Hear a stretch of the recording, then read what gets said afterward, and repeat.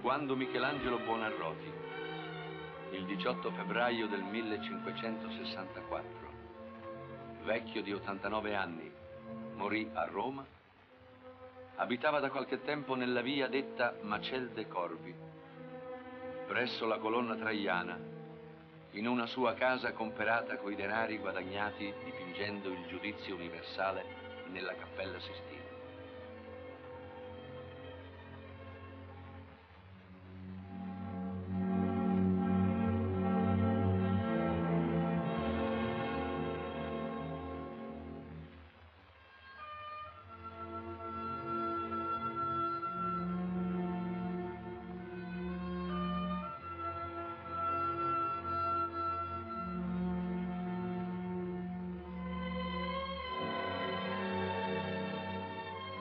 Avuta notizia della fine del maestro, lo stesso pontefice, che era Pio IV, si interessò affinché subito venisse fatto un minuto inventario di ciò che era rimasto nella sua dimora. E tutto fu annotato, dai pochi mobili alla biancheria, al ronzinetto color castagnaccio col quale ogni giorno Michelangelo si recava a visitare i lavori di San Pietro, a un gruppo di disegni di architettura, ad alcuni marmi, fra i quali una statua, come dice l'inventario, principiata per un Cristo ed un'altra figura di sopra attaccata insieme, sbozzata e non finita. La Pietà, poi detta dei Rondanini.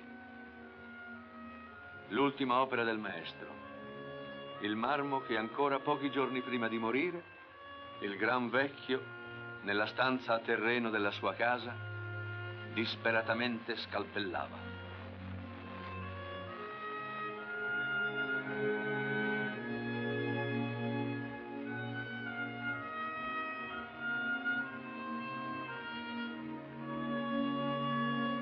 Scalpellare. Trarre dall'intimo di un blocco di pietra un'immagine. Era un suo modo di sentirsi vivo, ormai a quell'età un bisogno fisico. E perciò appunto gli amici avevano posto nel suo studio quel marmo perché vi lavorasse. Una ventina di anni prima già aveva scritto: non ha l'ottimo artista alcun concetto che un marmo solo in sé non circoscriva col suo soverchio, e solo a quello arriva la mano che obbedisce all'intelletto.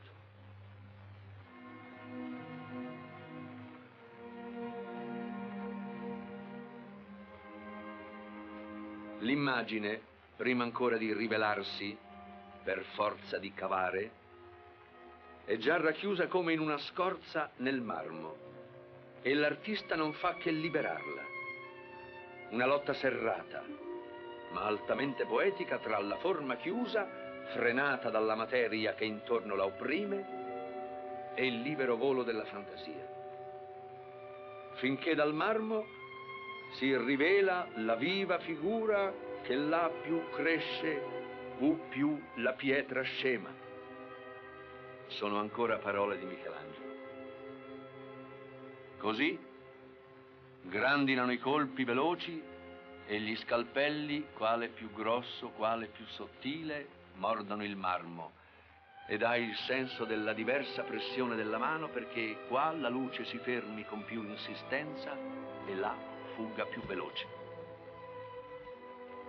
Ecco perché il maestro non modella in creta, e perché appena l'immagine comincia a definirsi nel blocco di marmo, il suo lavoro assume anche per noi il carattere di un'azione spontanea, anzi necessaria.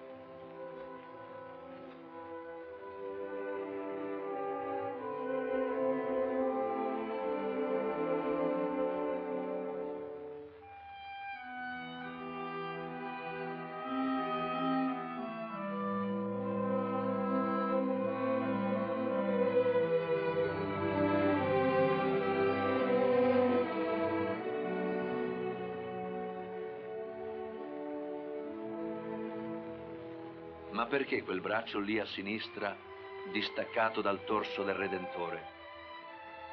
Esso testimonia l'idea di una diversa positura dell'immagine di Cristo, che in una prima idea del maestro doveva, probabilmente, come in un disegno di Oxford, avere un torace molto più ampio e il capo reclino.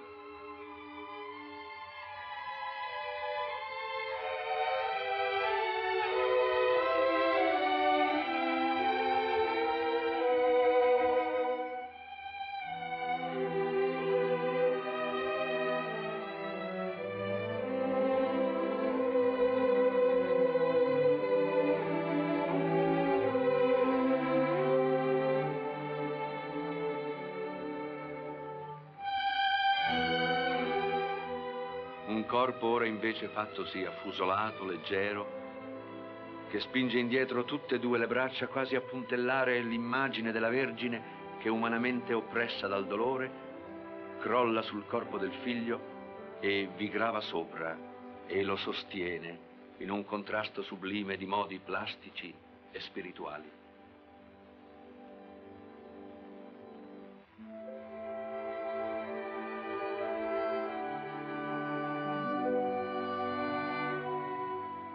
Un'opera incompiuta?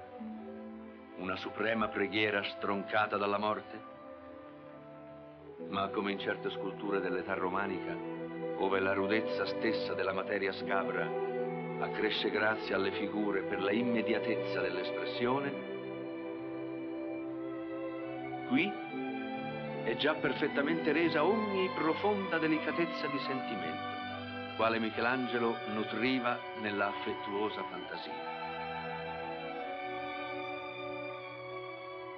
Così si accennano entro l'abbozzo rapide intuizioni e definizioni della forma, che talora viene fatto di pensare proprie di una scultura molto più recente, di ieri, di oggi addirittura. Ecco allora il gruppo snodarsi in lieve e saliente spirale, sospinto e sorretto insieme da un segreto impulso interiore, fino ad acquistare maggior vitalità e luce là dove più intensa, amara e tragica è l'espressione, su nei volti, gli ultimi che Michelangelo vide coi suoi occhi mortali.